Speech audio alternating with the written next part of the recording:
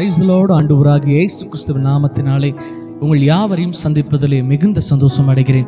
கர்த்தர் உங்கள் யாவரையும் ஆசீர்வதிப்பாராக. இந்த நாளிலும் கர்த்தரோடு கூட பேசியிருக்கிற ஒரு வார்த்தைக்கு நேராக நம்முடைய சிந்தைகளை திருப்பும். வேதத்தில் மத்திய எழுதின சுவிசேஷ புஸ்தகம் அதில் 6வது அதிகாரம் அதில் 22வது வசனம் அழகாய் சொல்லப்பட்டிருக்கிறது. பாருங்க, கண்ணானது சரீரத்தின் விளக்காய் இருக்கிறது. உன் கண் தெளிவாய் இருந்தால் உன் சரீரம் முழுவதும் வெளிச்சமாய் இருக்கும். எனக்கு அன்பான தெய்வ பிள்ளைகளே, ஆண்டவருடைய வார்த்தை சொல்லுகிறது பாருங்க, நம்முடைய சரீரத்தின் விளக்கு, அதாவது நமக்கு சரீரத்துக்குள்ள ஒரு காரியம் செல்வதற்கு ஒரு காரியம் என்ன இருக்கு அப்படின்னா நம்முடைய கண்.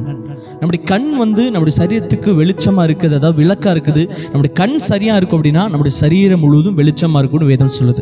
எக்ஸாம்பிளுக்கு நம்ம மொபைல் பாருங்களேன். நம்ம மொபைலில் ஒரு காரியத்தை நம்ம பார்க்குறோம், ஒரு இச்சையான காரியங்களையோ ஒரு தவறான காரியங்களோ எதிர்ச்சியாக நம்ம பார்த்துட்டாலுமே உடனடியாக நம்முடைய கண்கள் மூலியமாக அதை பார்த்ததுக்கு பின்பதாக உடனடியாக நம்ம மூளைக்கு அந்த செயல்பாடு வருது. அந்த செயல்பாடை நம்ம யோசித்து என்ன பண்ணுவோம்னா அந்த பாவத்தை நம்ம செய்ய அந்த காரியம் தூண்டுது. அதனால தான் சொல்கிறோம், கண்ணானது சரீரத்தின் விளக்காக இருக்கிறது.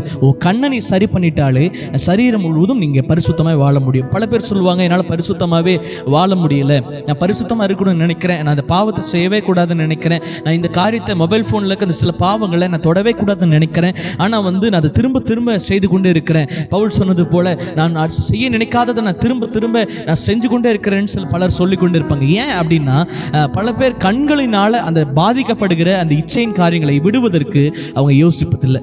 பாவம் செய்யக்கூடாதுன்னு யோசிக்கிறாங்களே தவிர அந்த பாவத்தை தூண்டுவது எந்த வழியில அப்படிங்கிறத அவங்க யோசிக்க மறந்துடுறாங்க. பிசாசுடைய பெரிய தந்திரமே நம்ம கண்கள் மூலமா சில பாவங்களை காண்பித்து அதை நம்மளை செய்ய தூண்டுவான். நீ பாருங்களேன், எப்பவுமே சொல்கிறது ஒரே ஒரு காரியம் தான்.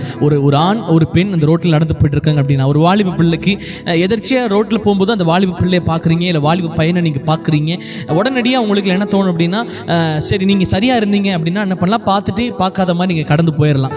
முதல் தடவை பார்க்குறது எப்பயுமே பாவம் கிடையாது, ஆனால் பின்னாடி போனதுக்கப்புறம் திரும்பி பார்க்குறாங்க பாருங்க, அதுக்கு பேர் தான் பாவம். அப்போ பாவத்துடைய வழி எங்கேருந்து வருதுன்னா நம்முடைய கண்.